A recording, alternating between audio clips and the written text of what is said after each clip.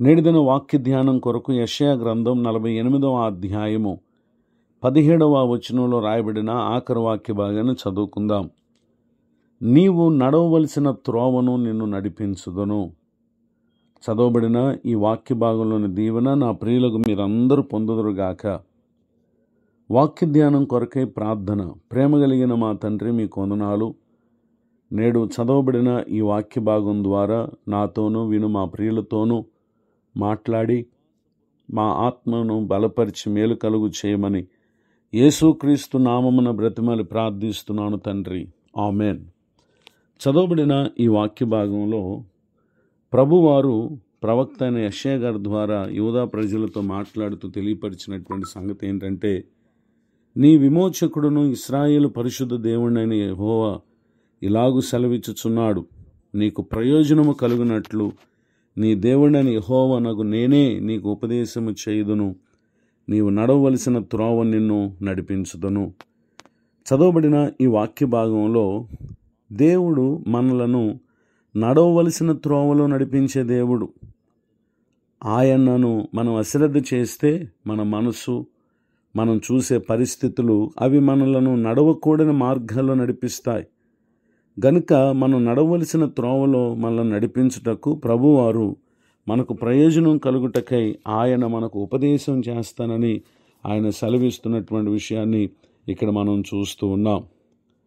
నాడు ప్రభువారు ఎఫ్రాయిమును గూర్చి మాట్లాడుతూ హోషేయ గ్రంథం 11వ అధ్యాయము 3వ వచనంలో, ఎఫ్రాయిమును చెయ్యి పట్టుకొని వానికి నడక నేర్పిన వాడను నేనే అని ప్రభువారు మాట్లాడుతున్నాడు. దేవుని ప్రజలకు నడక నేర్పేది మన ప్రభు అయిన యేసుక్రీస్తు వారే. ఆయన నడిపింపు మన విశ్వాస జీవితానికి చాలా ప్రాముఖ్యమైంది. ఎన్నెన్నో మనల్ని ఈ లోకంలో నడిపించవచ్చు. ధనవంతుడు తన ధనమును బట్టి నడవచ్చు.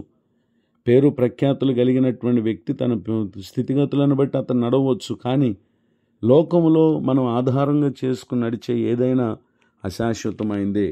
అయితే మనతో మాట్లాడుతున్నటువంటి ప్రభువారు 48వ కీర్తన 14వ చరణంలో, ఈ దేవుడు సదాకాలం మనకు దేవుడై ఉన్నాడు, మరణము వరకు ఆయన మనల్ని నడిపించును అనే విషయాన్ని ఇక్కడ మనం చూస్తున్నాం. నిజమే, అన్నీ మనకు కొంతకాలమే ఉంటాయి, కానీ ప్రభువారు సదాకాలం ఉంటారు.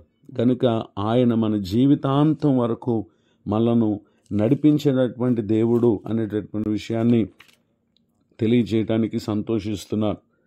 నాడు ఇశ్రాయేలు ప్రజలు వారు ఐగుప్తు దేశాన్ని విడిచి కనానునకు చేస్తున్నటువంటి ప్రయాణంలో ఎన్నో సమస్యలను, శ్రమలను వారు ఎదుర్కొన్నారు. ఆ పరిస్థితులలో 107వ కీర్తన 4వ చరణంలో, వారు అరణ్యమందలి ఎడారి త్రోవను తిరుగులాడుచుండిరి, నివాసపురమేది వారికి దొరకక పోయెను. ఆ కారణం చేత వారు ఆకలి దప్పుల చేత వారి ప్రాణం వారిలో సొమ్మసిల్లింది. అయితే ఆ పరిస్థితుల్లో వారు చేసినటువంటి పని ఏంటంటే, తమను నడిపించగలిగినటువంటి దేవునికి తమ కష్టకాలమందు మొరపెట్టారు.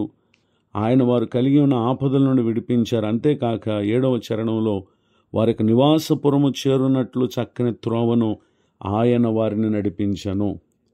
ఈ మాటలు వింటున్నటువంటి నా ప్రియ సహోదరి సహోదరులు, నాడు మన పితరులకు నడక నేర్పి వారు నడవలసిన త్రోవలో నడిపించిన దేవుడు వారికి గొప్ప ఆశీర్వాదాన్ని ఆయన కలుగు చేశారు. ఈ మాటలు వింటున్నటువంటి నా ప్రియులకు మీరు కూడా ప్రభు అనుగ్రహించు నడిపింపు కొరకు ప్రార్థనాపూర్వకంగా కనిపెట్టి ఆయన నడిపించిన రీతిగా నడిస్తే నిశ్చయంగా మన గమ్యము మనకు ఆశీర్వాదకరంగా ఉంటుంది.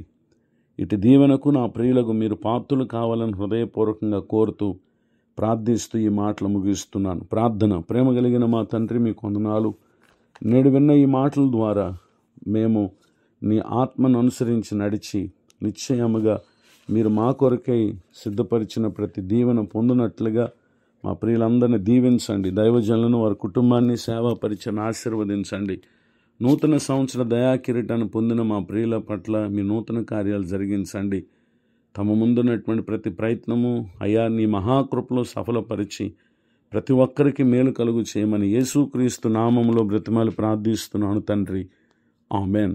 తండ్రి, కుమార, పరిశుద్ధాత్మ దేవుడితోడే నడిపించునుగాక, ఆమెన్. నేడు విన్న ఈ మాటలు మీకు ఆశీర్వాదకరంగా ఉంటే మీరు పొంది మేలు మాతో పంచుకోనండి.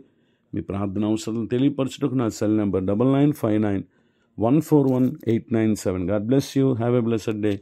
ఇట్లా మీ సహోదరుడు పాస్టర్ విలియం బూత్.